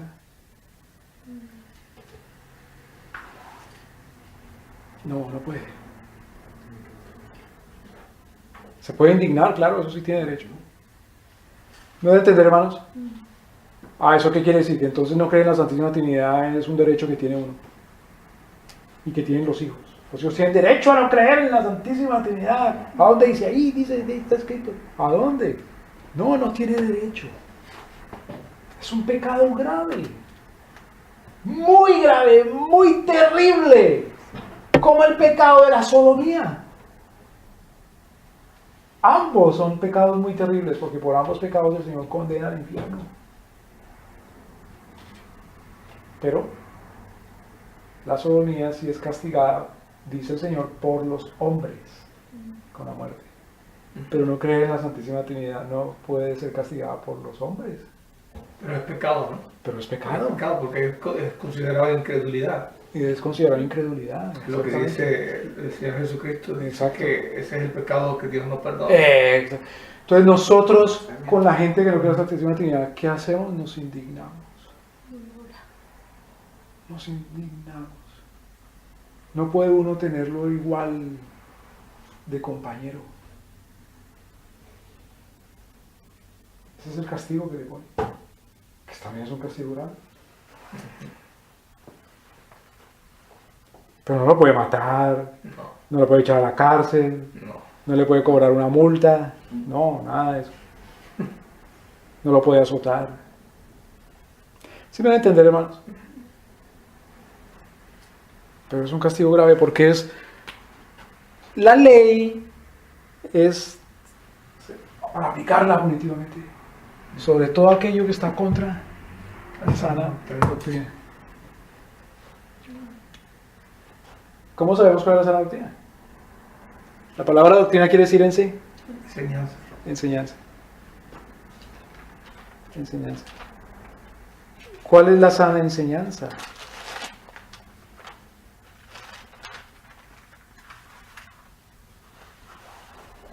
¿Cuál es la sana enseñanza? ¿Cuál es la sana doctrina? Si ahí mismo en Timoteo, en segunda de Timoteo, perdón. En segunda de Timoteo. Capítulo 13. Capítulo 3. Capítulo 3, perdón. Segunda de Timoteo, capítulo 3. 16. 3:16. ¿Cuál es la sana doctrina? Toda la escritura. Unos dicen, la sana doctrina es, Roma. qué sé yo, Juan 3:16 de la sana doctrina. ¿Qué es la sana doctrina? El Nuevo Testamento, porque esta iglesia se llama Iglesia Bíblica del Nuevo Testamento. ¿Cuál es la sana doctrina? La sana doctrina es el libro de Juan porque es muy lindo, es mi preferido de todos. ¿Cuál es la sana doctrina? La sana doctrina es el libro de teología sistemática del doctor Rush Jr., del doctor Berkov, del doctor tal.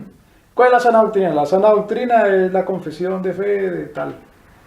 ¿Cuál es la sana doctrina? Toda la escritura. Otros dicen la sana doctrina es solamente el evangelio. Bueno, sí. Entonces, ¿qué es el evangelio? El evangelio es solamente 1 Corintios capítulo 1, versículos 1 al 3 o al 4 o al 5. Unos lo reducen más, otros tienen más. El evangelio es solamente el evangelio de Mateo, de Marcos, de Lucas y de Juan, porque por eso se llaman evangelio. Toda la escritura. Claro. ¿Qué es la sana doctrina? Juan capítulo... ya estoy con... Segunda de Timoteo 3:16. ¿Alguien léalo, por favor?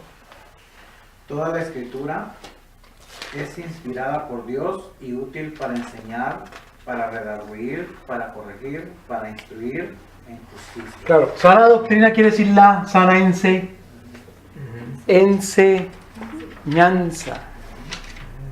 ¿Cuál es la sana enseñanza? Toda la escritura. Toda escritura es dada por inspiración de Dios. Es inspirada por Dios.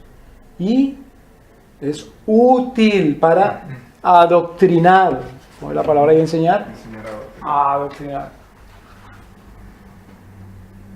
La doctrina, que es las Sagradas Escrituras, incluye redarguir, que es reprender.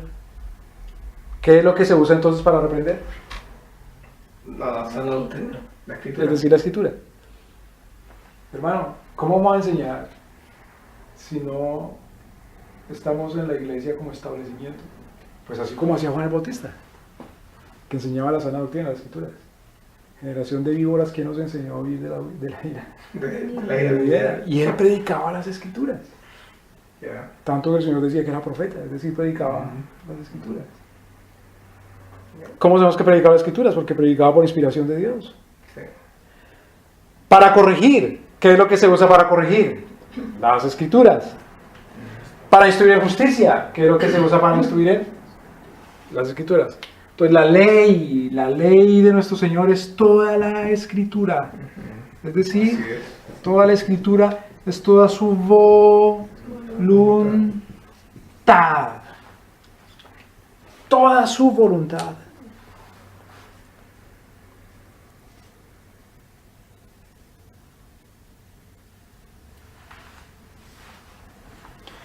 En el capítulo 4 de 2 de Timoteo dice: te requiero pues delante de Dios y el Señor Jesucristo, que ha de juzgar a los vivos y a los muertos. Su manifestación. Pregunta, según lo que hemos visto, el juicio de nuestro Señor será comparando al hombre con qué cosa, midiéndolo con qué regla, mejor.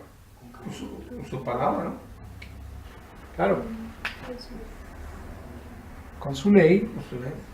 con la escritura, con la voluntad, con la palabra. Por eso dice Pablo, el día que los hombres sean juzgados según mi evangelio.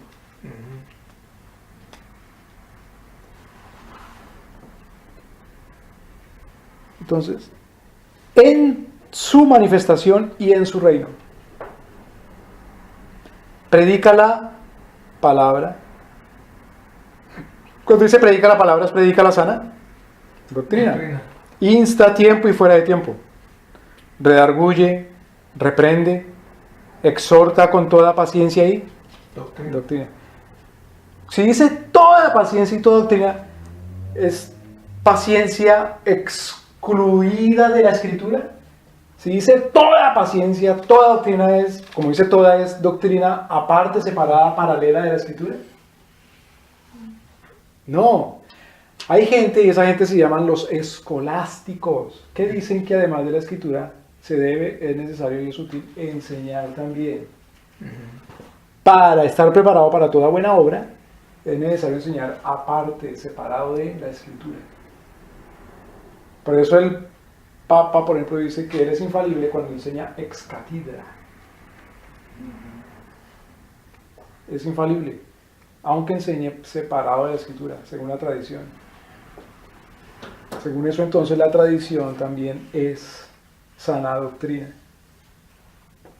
Pero eso va en contra del mismo Señor Jesucristo, que reprende a los judíos cuando les dice: ustedes, por cumplir su tradición, invalidan la ley. Porque escrito está: el hijo que no honre a su padre y a su madre morirá indefectiblemente. Sin embargo, ustedes dicen que con lo que puedan ayudar a su papá y a su mamá, mejor tráiganlo para la ofrenda. Claro. Y así invalidan la ley.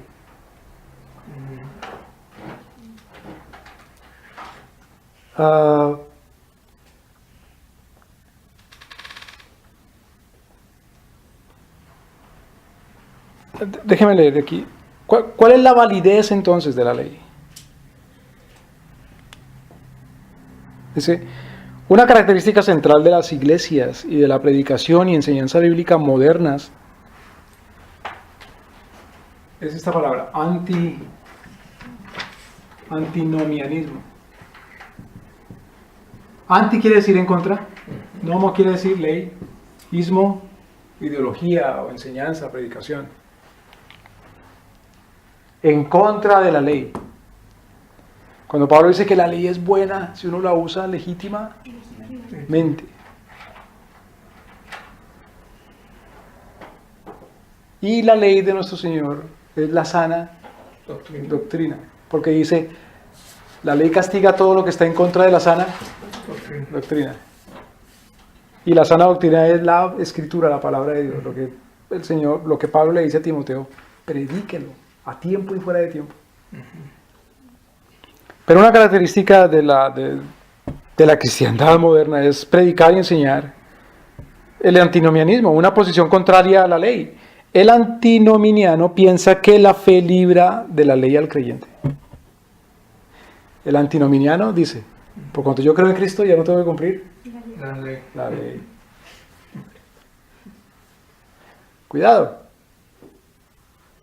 Todos tenemos que cumplir la ley. Dios en su misericordia, por incumplidor de la ley, mereciendo yo entonces la muerte y la condenación, por su misericordia nuestro Señor me perdona, por su misericordia,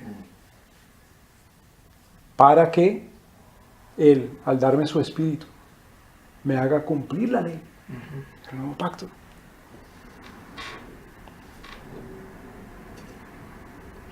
Pero el antinominiano piensa que la fe lo libra de la ley, y este no está fuera de la ley, sino más bien muerto a la ley. Es lo que nos decía el apóstol Pablo en el libro de Romanos. No es que estemos fuera de la ley, sino muertos a la ley. Muerto a la ley no quiere decir que la ley es la que está muerta, sino nosotros somos los que estamos muertos a la ley. Muerto a la ley quiere decir que la condenación al infierno, por cuanto Dios nuestro Señor me perdonó, ya no es efectiva. Ya no es efectiva la condenación al infierno por cuanto nuestro Señor nos perdonó. Porque el que quiera vivir por la ley tiene que cumplirla toda. Así es. El que quiera ser justificado por... Nosotros no vivimos por la ley, sino por Cristo, para su gloria. Y la ley es un instrumento. ¿Deben entender, hermanos? Sí. Uno vive por la fe. Claro que el justo por la fe vivirá, pero la fe de manera instrumental. Uno vive es por Cristo. Asimismo, uno no vive por la ley. La ley es instrumental en la santificación. Es decir, en el proceso mediante el cual vimos la semana pasada, el Espíritu Santo nos lleva en obediencia. ¿En obediencia qué? A la ley. Entonces la ley es instrumental. La expresión muerto a la ley en verdad está en las Escrituras. Por ejemplo, Gálatas capítulo 2, versículo 9, Romanos capítulo 7, versículo 4. Pero se refiere al creyente en relación a la obra expiatoria de Cristo, como el representante y sustituto del creyente. El creyente está muerto a la ley como acusación. La ley que acusa condenándome. Imagínense la ley acusar al muerto. Hubo unos locos que desenterraron a un papa y lo juzgaron y lo volvieron a enterrar. Una locura completa. Pero eso no es diferente a honrar, mire, desenterrar a una persona para juzgarla y volverla a enterrar. Es como alguien que ya se ha muerto y la honra a uno por cosas malas que hizo. Eso son locuras. Claro. Eso es una locura. Si uno está muerto con Cristo y por lo tanto el Señor nos ha perdonado, ¿cómo nos va a acusar la ley? Para condenación. Pero dice Pablo, ahora vivimos para Cristo, cuidado. No sea que viviendo para Cristo seamos acusados por la ley por no vivir para Cristo. ¿Me explico los dos aspectos? Un aspecto de la ley para con nosotros es que nosotros estamos muertos a la ley. Otro aspecto de la ley para con nosotros es que la ley es un instrumento que usa el Espíritu Santo en nuestro proceso de santificación para hacerle obedientes a Él, porque Él sigue siendo un Señor que dicta, promulga, legisla su voluntad. ¿Me deben entender? El propósito de la obra expiatoria de Cristo fue restaurar al hombre a una posición de guardar el pacto en lugar de romperlo. Cuando leíamos Jeremías capítulo 31, Ezequiel capítulo 36. Pero el nuevo pacto del hombre es puesto en una posición de cumplir la ley.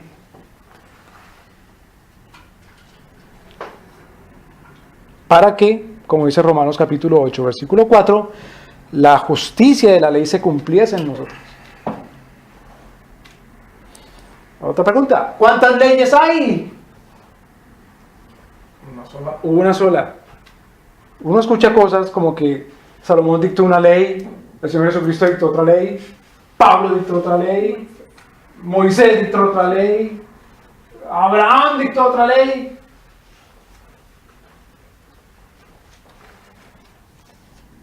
Eso parece la inestabilidad legislativa de los países latinoamericanos. Sí.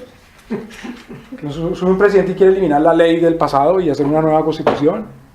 Luego viene el otro del Partido Colorado y otra ley, otra constitución. Luego viene el otro, el del Partido Amarillo, y otra ley, y viene el otro, el del Partido Azul. Pero nuestro Señor es uno solo, y su voluntad es una sola, y su revelación es una sola y es perfecta. Hay una sola ley. ¿La ley que cumplía Abraham para agradar a Dios es la misma ley que cumplimos nosotros? Sí. Claro que sí. Que hay unas circunstancias que cambian en el cumplimiento. Pero la ley es la misma.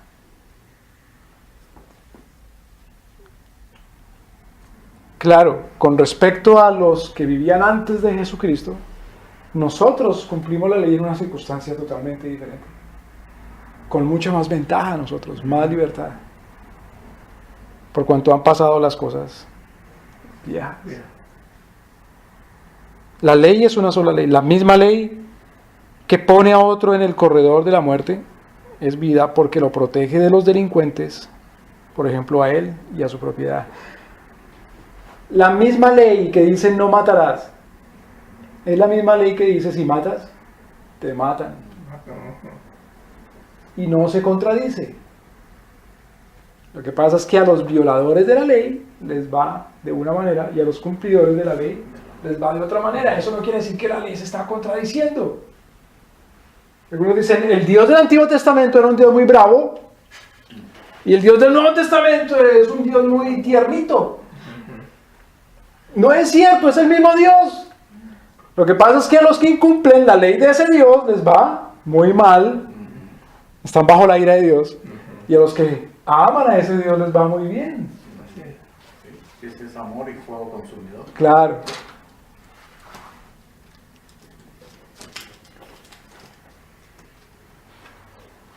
Ahora por último esto, Dios en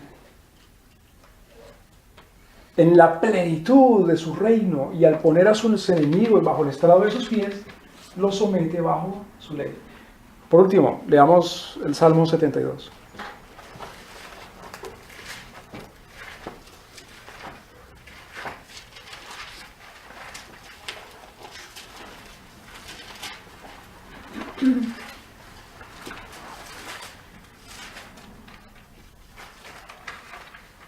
¿Qué es la justicia?